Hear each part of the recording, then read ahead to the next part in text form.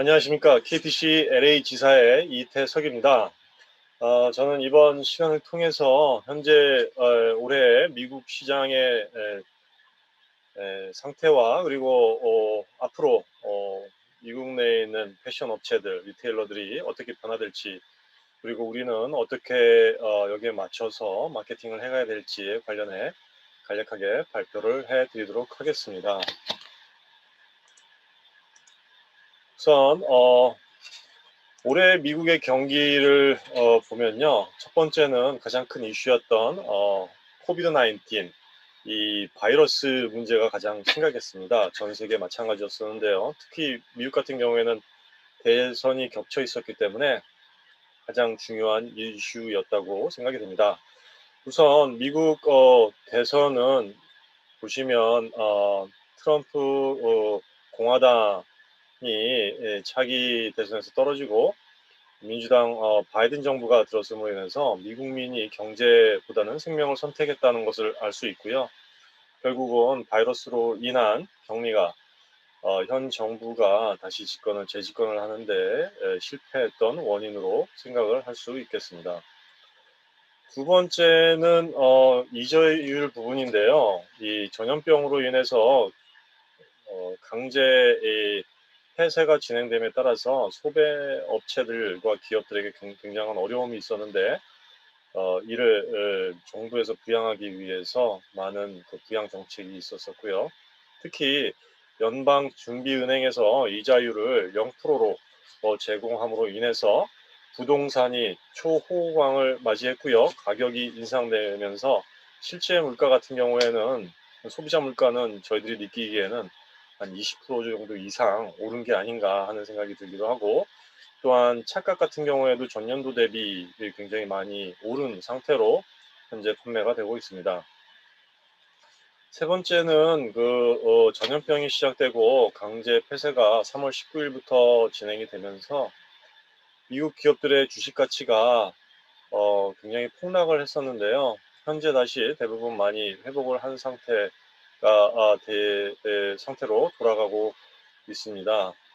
그리고 내년도 그 바이든 민주당 정부의 기조를 보면요. 현재 트럼프 정부가 유지하고 있는 보호무역 정책이 계속될 것으로 예측되고 있고요. 결국은 중국과의 대치를 통해서 현재 진행되고 있는 높은 대중국 관세조차 계속될 것으로 보여져서 한국산에 대한 선호는 강세가 이루어질 것으로 보고 있습니다.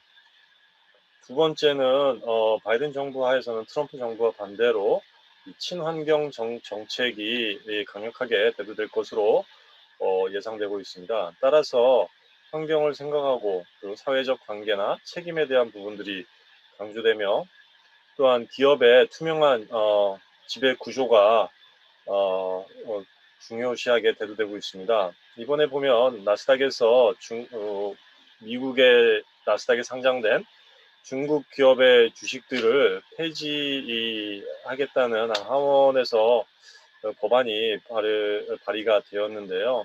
결국은 중국 기업들의 불투명한 기업 경영 및 문제 있는 이런 회계 부분들이 투명하게 오픈되지 않으면 결국 미국 시장에서 퇴출할 수 있는 가능성을 현재 보여주고 있습니다.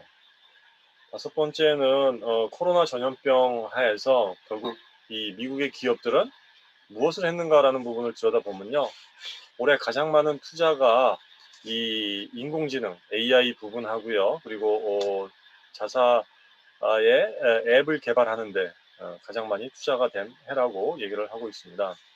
또 다른 부분으로는 재택근무를 통해서 결국은 또 다른 삶이 가능하다라는 이런 중요한 그 단초를 제공한 한 해였다고 생각이 됩니다. 소매업계를 보시면요. 미국의 소매업계의 가장 큰 특징은 첫 번째로 리테일 다윈이즘입니다. 결국은 변화는 이 소매 환경 속에서 변화를 받아들여서 쫓아가지 못하면 어, 없어지고 마는 소매업계의 이런 특징들을 보여주고 있습니다. 가장 큰 특징은 올해 가을에 저도 지난주에 처음으로 올해 들어서 백화점에 가봤는데요. 백화점에 가보니까 이 겨울용 신상품이 전무한 상태입니다. 결국 미국의 패션이 한 해 뒤로 가고 대량 생산을 위해서 기획 생산을 해야 했던 부분들이 취소되면서 어떻게 겨울에 여름용 이 반팔 상품들이 나와 있는 걸 보고 이게 너무 심하구나 하는 생각을 하기도 했습니다. 결국은 빅박스 리테일 체인 같은 경우 메이시 3, 4분기의 매출이 20%가 감소했고요. 콜스도 14%가 감소를 했습니다. 제시펜이나 제이크루 같은 경우에는 파산 보호 신청을 한 상태가 된 상태고요. 반대로 타겟의 경우에는 올해 매출이 21%가 증가를 했습니다. 특히 온라인 부분에서 155%가 증가를 했는데 타겟이나 월마트, 코스코 같은 경우에는 생필품을 파는 이센셜 비즈니스로 분류되어서 강제 폐쇄 기간에도 계속적으로 영업을 할 수 있었기 때문에 이런 실적으로 올릴 수 있었습니다. 그러면 LA 다운타운에 있는 그 패션 업체들 같은 경우에는 보시면 가장 크게 영향을 받은 업체가 이 파티 드레스를 하는 업체들입니다. 올해 이 전염병으로 인해서 학교가 전부 온라인으로 대체되고 야외 활동이 전부 취소되면서 파티 드레스를 만드는 업체들이 대부분 폐업을 하거나 파산을 하거나 하는 현상들이 발생을 했습니다. 이에 따라서 이 소매업체들도 소매업의 강제 폐업으로 인해서 소비자들의 이 요구에 발맞춰 판매를 할 수 있는 방법들이 생겨났는데요. 결국은 야외에서 팝업 스토어를 만들어서 제품을 판매한다든지 아니면 트레일러를 개조해서 우류를 싣고서 소비자에게 다가가는 이런 서비스, 아니면 온라인으로 오더를 하고 매장의 컬브사이드 외곽이죠. 여기서 온라인 오더한 제품을 픽업해서 수령해가는 이런 서비스를 하는 경우도 있고요. 그리고 기존의 오프라인 매장 내에서 아마존의 이 제품들을 반품하는 소비자들의 이 반품 활동을 통해서 동시에 이 소비 여지를 남겨두는 이런 또 서비스를 하고 있고요. 또 갭이나 브룩스 브라더스 같은 경우에는 이 현재 전염병으로 인해서 필요했던 마스크를 생산하는 생산 전체 틀을 바꿔가는 이런 현상으로 살아남는 또 기지를 발휘를 했습니다. 또한 일부 쇼핑몰들의 경우는 강제 폐쇄를 통해서 이 온라인 업체들에게 빈 공간을 대여하는 웨어하우스로 변하기도 했습니다. 두 번째는 친환경 패션인데요.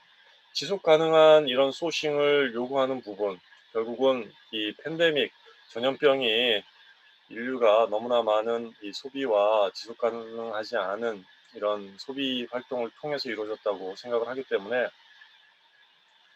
이 서스테이너블한 소싱을 요청하는 의류 브랜드들의 등장과 결국은 온라인 온실가스 배출을 최소화하기 위한 이 노력들, 그리고 재활용 섬유를 사용해야 하는 이런 브랜드들의 요구가 내년부터는 굉장히 강하게 대두될 것으로 예상되고 있습니다. 세 번째로는 올해 전염병을 통해서 이 대면 구매의 기피 현상이 생겼습니다. 특히 올해 처음으로 블랙 프라이데이에 매장 방문이 불가능하게 된 이런 브랜드들도 있고요. 대부분의 업체들의 평균적으로 블랙 프라이데이 소비자들의 매장 방문이 50% 정도 감소를 했다고 얘기를 하고 있습니다. 반대로 온라인 소비는 22% 증가한 것으로 보여지고 있습니다. 결국 기존의 오프라인 스토어는 앞으로는 소비자들에게 그 쇼룸 형태로 제품을 경험하거나 아니면 리턴하는 용도로 쓰이게 될 것 같고요. 오더는 결국 온라인 상에서 발주하는 형태로 진행되게 될 것 같습니다. 그리고 네 번째로는 기획 생산인데요. 특히 이 트렌드에 맞는 기획 생산을 부분도 중요하게 되겠지만 소비자가 결국 그 시즌에 요구하는 제품들이 무엇인가를 이 데이터를 기반으로 정확하게 예측해서 인디맨드 제품 위주로 스탁을 캐리해서 재고 및 직원의 비용을 감소하는 이런 노력들이 내년도부터 굉장히 증가할 것으로 예상이 되고 있습니다. 그러면 전염병으로 인해서 변화된 라이프 스타일은 어떤 특징들이 있는가 세 가지 정도로 구분을 해봤습니다. 우선은 기업들에 일하는 그 직원들의 재택근무의 증가로 내년도에도 결국 재택근무를 계속 해가는 이런 직원들이 유지될 것으로 기업주들이 발표를 하고 있습니다. 결국 이 현상은 도시에서 다운타운에서 탈피해서 교외에 살면서 외곽에 살면서도 똑같은 근무를 할 수 있음에 따라서 소비자들은 더욱더 큰 주택을 선호하게 되고요. 따라서 홈텍스타일 제품들이 강하게 이 요문 디맨드가 증가될 것으로 생각이 되고 있고요. 특히 집안에서 이지 케어를 하는 부분들이 선호하고 편안함을 강조하는 이런 패션 제품들이 증가할 것으로 예상되고 있습니다. 두 번째는 위생용품의 증가인데요. 결국 전염병으로 인해서 바이러스라는 부분들이 개인 위생을 강조하게 함에 따라서 기능성 항균 제품들의 이 끊임없는 그 수요가 증가될 것으로 예상되고 있습니다. 은나노라든지 아니면 구리를 함유한 제품들, 그리고 지올라이트 무기물을 활용을 해서 이 항균 기능을 강조한 이런 섬유 제품들이 계속적으로 인기를 구가할 것으로 보이고 있고요. 청소용품이라든지 블라인드 제품들, 그리고 침장용품에도 이런 항균 기능을 첨가한 제품들이 계속 각광을 받을 것으로 예상이 되고 있습니다. 세 번째는 슬로벌라이제이션인데요.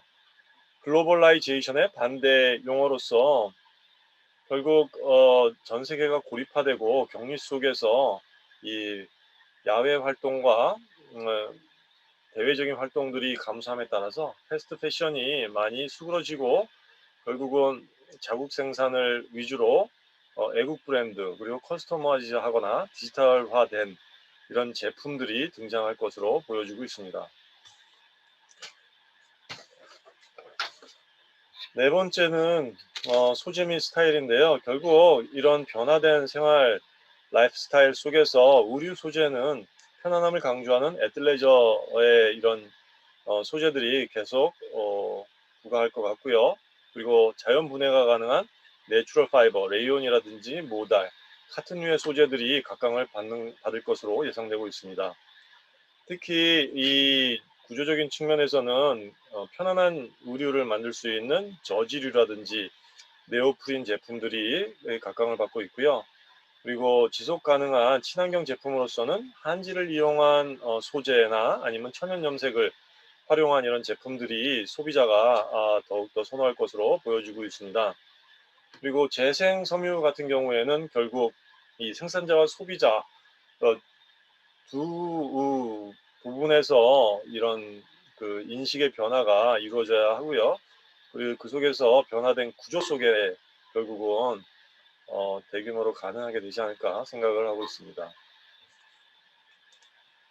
두 번째로는 이런 소재를 활용한 의류 제품들은 어떤 것이 있는가 보면요. 올해 가장 많이 팔렸던 이 목욕 가운이라든지 이 롭 제품들, 그리고 파자마 제품들이 있고요. 그리고 후디 제품들 편안하게 입을 수 있는 제품이죠. 그리고 스웨팬츠, 우리는 뭐 추리닝 팬츠 같은 이런 부분들 내년에도 끊임없이 계속 인기를 구가할 것 같습니다. 레깅스 같은 부분도 마찬가지고요. 특히 레깅스는 일부 제품들을 한국에서 제가 생산을 하고 있는데 이 중국에서 생산했던 것과 비교를 해보면 중국의 관세가 보호무역주의로 인해서 미국 수입 시 25% 이상 관세를 추가로 더 부과하기 때문에 한국에서 생산을 해도 가격적인 측면에서 굉장한 메리트가 있습니다. 그리고 점프슛 같은 경우에도 계속적으로 대두가 될 것 같고요.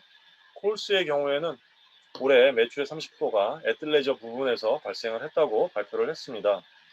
그리고 청소용품과 홈텍스타일 용품 같은 경우에는 결국 위생용품 측면과 그리고 기능성 항균 이런 소재들을 활용한 블라인드라든지 블랭켓, 침장류들은 한국산에 대한 가능성이 굉장히 높은 것으로 파악되고 있습니다. 자, 전체적인 이런 그 리테일 업계에서의 트렌드를 보시면 첫 번째로는 로컬라이즈, 슬로벌라이제이션입니다. 결국은 자국 우선주의, 이 정부의 정책 기조 하에서 보호무역 기조 하에서 아, 이 리쇼링 현상이 강하게 대두될 것으로 예상되고 있습니다. 그래서 제조업의 본국으로 회귀하는 이런 부분들이 강화될 것이고요. 현재 리테일 업계에서는 우리 생산의 경우 많은 부분을 중국에서 탈피해서 제3지역, 베트남이라든지 동남아 이런 지역으로 어, 가서 생산해 줄 것을 요청하고 있고요. 그리고 특히 올해는 전염병으로 패스트 패션이 어려웠던 한 해였습니다. 따라서 이 LA 자보마켓 같은 경우에 그러면 어떤 제품들을 판매를 했느냐? LA에서 생산 가능했던 대부분의 의류 제품들은 온라인으로 직접 판매할 수 있는 이런 브랜드들과 아마존에 판매하는 제품들, 그리고 자신의 제품들을 LA에 있는 의류 도매 온라인 플랫폼이죠. 패션고를 통해서 판매하는 이런 형태라든지 아니면 미국 내에서 필요로 하는 마스크 생산, 네, 이런 필요한 제품들을 생산하는 봉제 생산처로 변형이 되었습니다. 그리고 정부 조달하는 이런 마스크라든지 아니면은 앞으로 변화되는 호텔 업계 같은 경우에는 일일 용품으로 마스크가 항상 구비되어 있어야 하기 때문에 LA 어페라든지 아니면 로버트 카프만 같은 이런 의류 원단 업체들이 이런 제품 마스크를 생산을 해가지고 조달 사업을 계속 진행을 해왔습니다. 두 번째는 디지타이즈 및 디지타이즈를 통한 이 변화, 트랜스포메이션인데요. 결국은 본국으로 회귀하는 이런 생산은 이 디지털 머신들 그리고 3D 프린터들을 통해서 이루어질 수가 있습니다. 앱슨 같은 경우에는 이런 디지털 프린터를 통해서 소비자가 직접 제품들을 생산을 해 온라인으로 판매를 할 수 있는 이런 방식의 제품들을 계속해서 내놓고 있고요.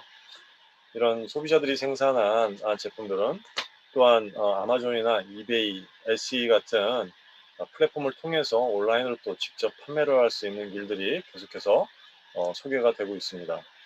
세 번째는 특징으로는 다이렉트 컨슈머, 직접 소비자에게 판매하는 이런 브랜드들의 대두가 있고요. 또한 이 부분은 생산자와 소비자, 브랜드와 소비자가 서로 긴밀하게 연결되는 구조 속에서 이루어지고 있습니다. 이 부분이 사실상 천천히 진행이 되고 있었는데 올해 전염병으로 인해서 소매 업체들의 오프라인 스토어들이 강제 폐쇄됨으로써 급격하게 변화되고 있습니다. 특히 각종 소셜 미디어 이 툴을 통해서도 판매를 할 수 있는 이런 툴들이 등장을 했는데요. 이 브랜드 업체들 같은 경우에는 페이스북 라이브를 통해서 그 시점에 소비자들을 불러 모아서 자사들의 신상품을 갖다가 그 자리에서 직접 판매할 수 있는 이런 스트리밍 판매 이 방법들이 생겨나고 있고요. 인스타그램이라든지 아니면 유튜브를 통해서도 비슷한 형태의 판매 형태들이 등장을 하고 있는데 현재까지 미국 내에서 가장 큰 방법은 바로 페이스북 라이브 스트리밍을 통해서 이 자사의 신상품을 판매하는 것입니다. 또한 소셜 미디어에 있는 인플루언스나 셀레브리티들을 통해서 콜라보를 해 판매하는 이런 형태들이 또 많이 등장을 하고 있고요. 결국 이 브랜드들의 소셜 미디어를 통해서 판매하는 형태들 중에 가장 중요한 부분은 어떤 컨텐츠를 가지고 있는가, 그리고 내가 그를 통해서 어떤 이미지 메이킹을 할 수 있는가라는 부분들이 가장 중요한 부분입니다. 또한 이 D2C 브랜드 중에 가장 주목할 부분은 해외에 있던 봉제 생산 이 공장들이 OEM이나 ODM을 통해서 백화점에 판매를 해왔었는데 올해는 전염병으로 이 소매업체들의 강제 폐쇄로 판매할 데가 없어지고 오더들이 많이 캔슬됨에 따라서 자구책으로 자사들이 이 봉제 업체들이 가지고 있던 의류들을 온라인으로 판매를 시작을 했는데 이것이 해외에 있는 봉제 생산처들이 D2C 브랜드로 등장하는 계기가 되어서 가장 큰 변화를 보여주고 있습니다. 예로서 지금 이제 크락이라는 이 브랜드를 제가 소개를 했는데요. 이 크락 신발들은 다들 아실 겁니다. 근데 올해 같은 경우에 매출이 거의 50% 가까이 48% 매출이 증가를 했는데 이 중에서 특히 이 온라인상에서 36%가 증가를 했습니다. 기존의 크락은 이 오프라인 스토어들을 통해 가지고 판매를 해오다 온라인 자체 스토어 웹사이트에서 판매를 한 지가 얼마 안 됐습니다. 근데 올해 같은 경우에는 이 크락 신발들이 대부분 사실 식당이라든지 병원에서 위생용 신발로 많이 판매를 되고 있는데 이 오프라인 스토어들이 강제 폐쇄 등에 당해서 이 소비자들이 이 크락의 온라인 웹사이트에 직접 들어가 가지고 오더를 함으로써 온라인 판매량이 급격하게 증가가 되었습니다. 그래서 올 상반기 이런 효과를 봄으로 인해서 3, 4분기에 크락에 있는 이 CEO가 예상을 해서 오히려 더 이런 인디맨드, 디맨드가 있는 제품의 크락 신발들을 더 구매를 해서 갖추고서는 매출을 더 확장하게 되는 그런 직접적인 계기가 되었습니다.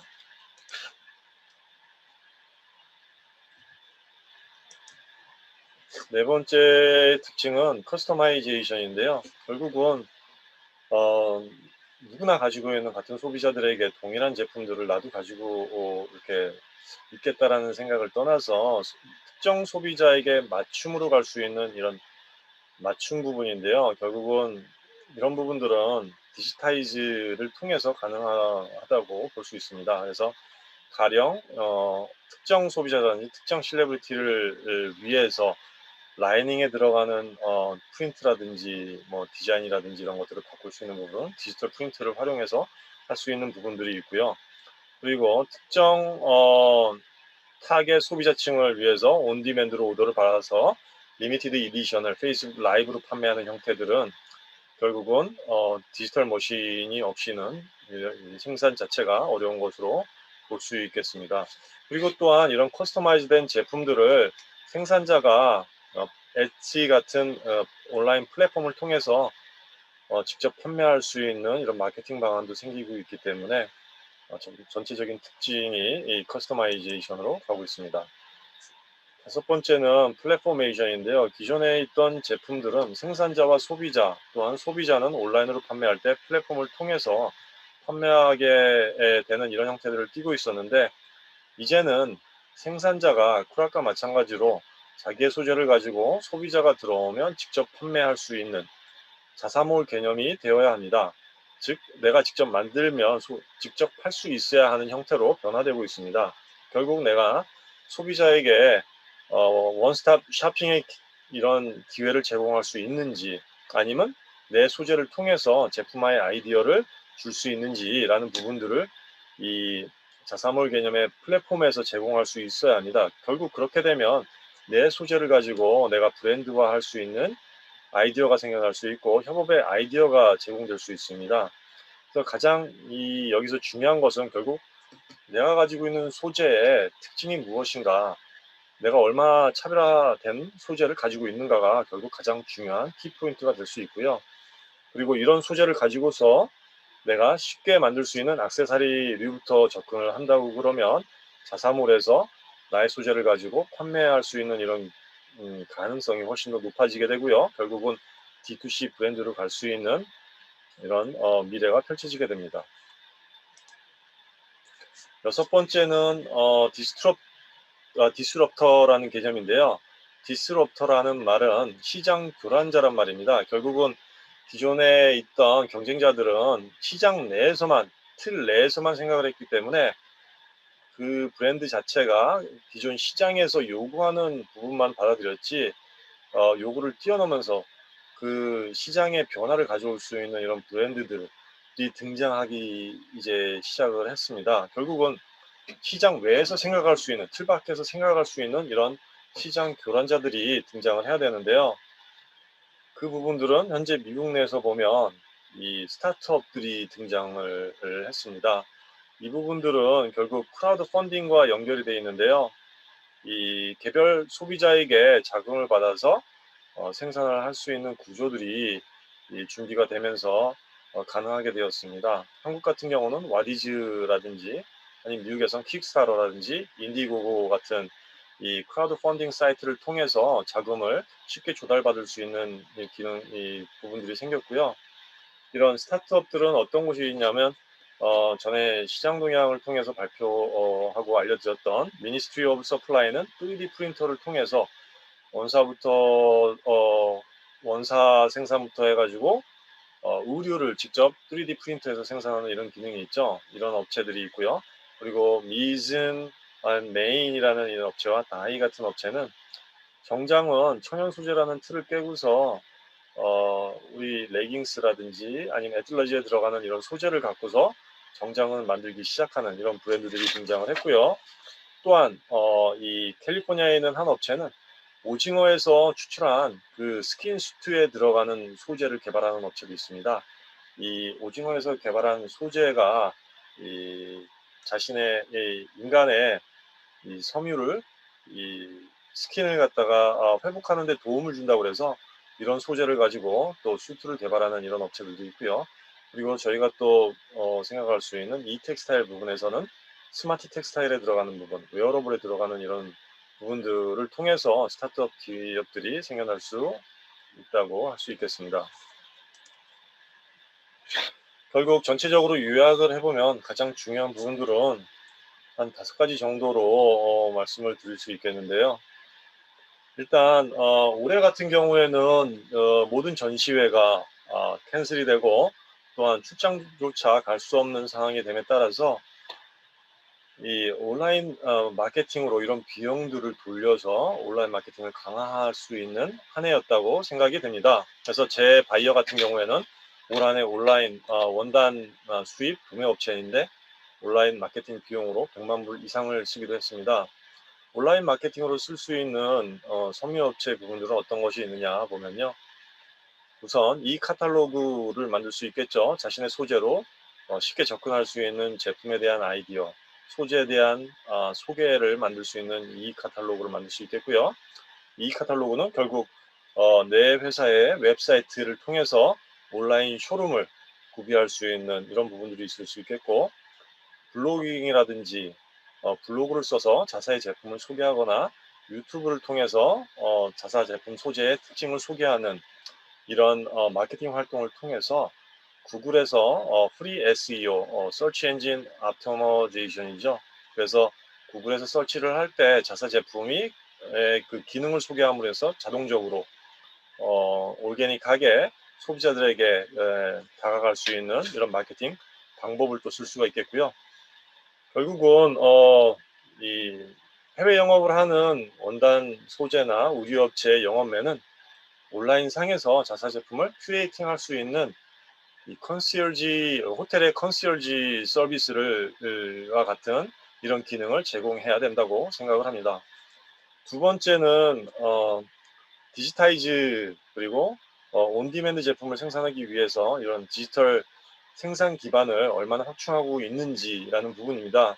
특히 올해 프린트 업계 같은 경우에는 디지털 프린트가 굉장히 대두가 됐었죠. 그래서 기존의 디지털 프린트를 가지고 있는 업체들 같은 경우에는 벌써 몇 년치 그 오더를 받아서 올해 생산을 해서 굉장히 수익을 냈다고 하는 얘기들을 많이 들었습니다. 그리고 이 섬유 프린트 업계 같은 경우는 디지털 머신을 가지고 있어야지 섬유 디지털 프린팅 비즈니스 자체가 플랫폼화 될 수 있는 가능성을 가지고 있습니다.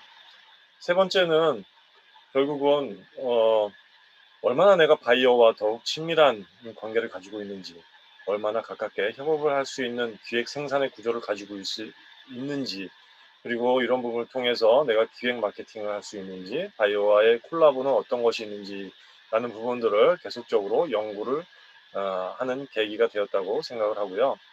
네 번째는 우리가 섬유업체 같은 경우에는 소재업체지만 결국은 이 소재를 가지고서 가장 쉽게 접근할 수 있는 제품들이 어떤 것이 있는지 나만의 소재는 내가 가장 잘 알고 있기 때문에 이런 부분들을 연구를 해서 전략적으로 제품화 시켜야 된다고 생각을 합니다.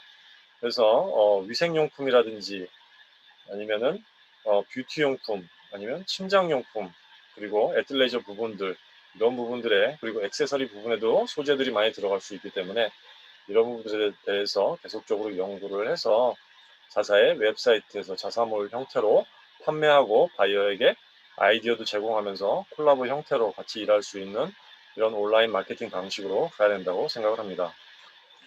내년에는 어떤 제품들이 유망할까 얘기들이 되고 있는데요. 올해 미국에서는 이제 곧 백신이 나온다고 얘기가 되고 있습니다. 일반 소비자들에게는 결국 4월 달이나 돼야지 백신이 가능할 것으로 보이고 있는데, 그렇다고 그러면 내년 상반기는 올해와 비슷한 형태로 갈 것 같은데, 결국 상반기가 끝나면 여름과 하반기부터는 적극적으로 소비자들이 밖으로 나와서 소매를 하거나 여행을 가거나 아니면 파티를 하고, 또한 아웃도어 형태의 액티비티가 가능할 것으로 예상이 되고 있습니다. 그래서 그동안 결국은 이 강제되어 왔던 에너지들이 방출이 되면서 이 많은 활동들이 이루어질 것으로 예상이 되고 있는데요. 이에 대해서 결국 어, 자신만의 소재를 가지고 이런 부분에서 준비할 수 있는 부분들을 소재부터 해서 제품화시켜서 기존의 온라인 마케팅을 통해서 준비를 잘 하시면 내년 한 해 올해 이루지 못한 이런 비즈니스의 기회들이 많이 창출될 것으로 보고 있습니다. 마지막으로 LA에서 원단 섬유 마케팅을 하고 있는 제 친구입니다. 3일리트에 있는 스캇이라는 지사장인데요. 이 친구의 간략한 비디오를 통해서 또 도움을 받으시기를 바라며, 이상으로 미주 패션업체 동향 및 전망에 대한 발표를 마치도록 하겠습니다. 감사합니다.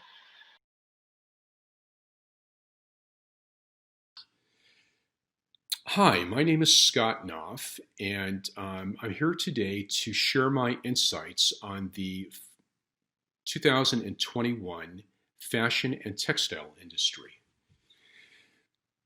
The world has changed, as we all know. Even as we adjust to a dynamic business environment that seems to change on the hour, the time has come to look ahead to the future. The nation, its companies, and its people have faced crises like this before and have come through, just as we will with this crisis. When we do, companies will return to growth, continuing to provide the most value to their customers. This process will change us all, and customers are no exception. Their priorities, their businesses, and their worldviews will alter the way they see us and what we have to offer.